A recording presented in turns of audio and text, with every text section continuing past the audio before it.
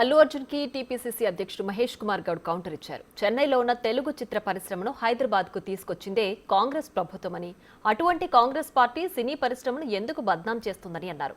ఉద్యమం చేసి తెలంగాణ రాష్ట్రాన్ని తెచ్చుకుంటే కేసీఆర్ కుటుంబం రాష్ట్రాన్ని దోచుకుందని అన్నారు.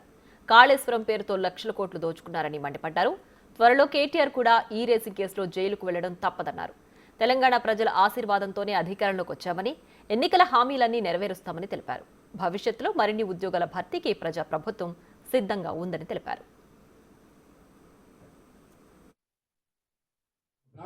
అడుగుతా ఉన్నారు, ఎప్పుడైనా ఇంకా కేటీఆర్ అరెస్ట్ చేసేది మీరు ఎన్ని మాటలు చెప్పారు, ఏడాది ఏమైందని అడుగుతా ఉన్నారు. దేనికైనా ఒక పద్ధతి ఉంటుంది.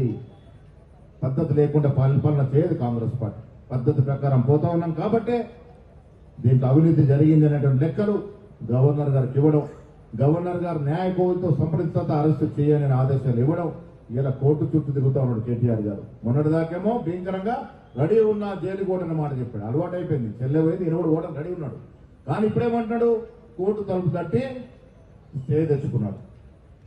ఆయనకైనా స్వాతిమిత్యమని ఆయన చెప్పుకుంటు. ఎవరు చెప్పాలి నువ్వు స్వాతిమిత్యమని? ఎవరు చెప్పాలి? ఏసీబీ కోర్టు చెప్పాలి కదా నువ్వు స్వాతిమిత్యం అని. నీది నువ్వే స్వాతిమిత్యం చెప్పుకుంటా ఉన్నావు.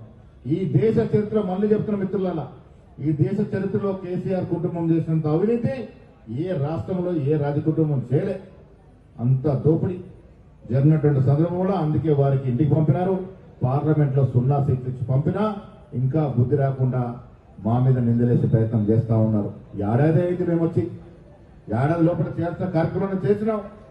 డబ్బులు ఇబ్బంది ఉంది, అయినప్పటికీ ముందు కూడా ప్రయత్నం చేస్తా ఉన్నాం. వీళ్ళు అబద్ధ మాటలు చెప్పి ప్రజల్ని డైవర్ట్ చేసే ప్రయత్నం అయితే చేస్తా ఉన్నారు కేసీఆర్ కుటుంబం. మీరు అర్థం చేసుకోవాలి.